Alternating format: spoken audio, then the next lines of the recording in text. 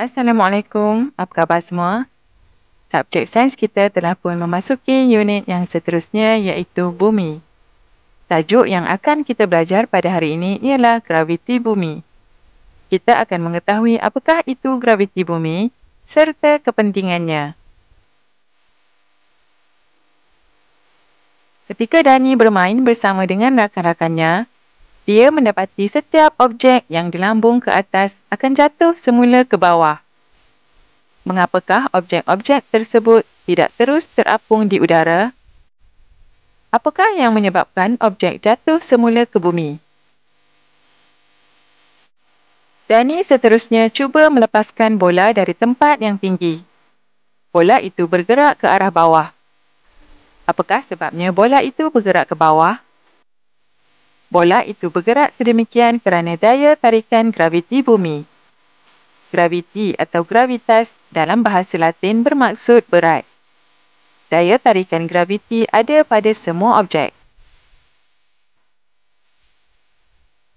Apakah itu daya tarikan graviti bumi?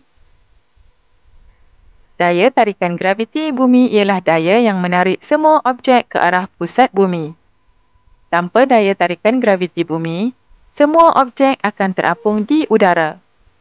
Semua objek di sekeliling kita ditarik ke arah pusat bumi oleh daya tarikan graviti bumi. Kesan daya tarikan graviti bumi ialah setiap objek akan jatuh ke bawah dan setiap objek akan berada pada kedudukannya.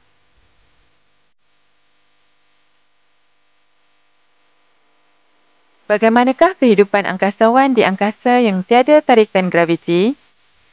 Tanpa graviti, angkasawan akan terapung di udara. Oleh sebab itu, angkasawan perlu memakai pakaian khas dan menggunakan peralatan khas untuk urusan harian supaya objek di sekelilingnya tidak terapung.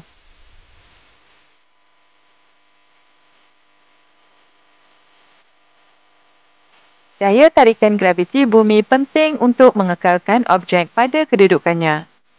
Perhatikan rajah ini.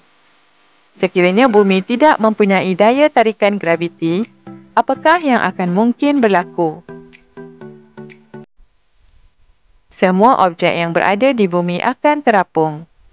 Jadi, daya tarikan graviti bumi penting supaya objek tidak terapung di udara dan kekal berada pada kedudukannya.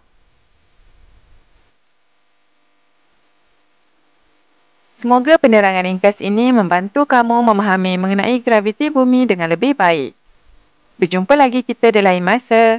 Assalamualaikum.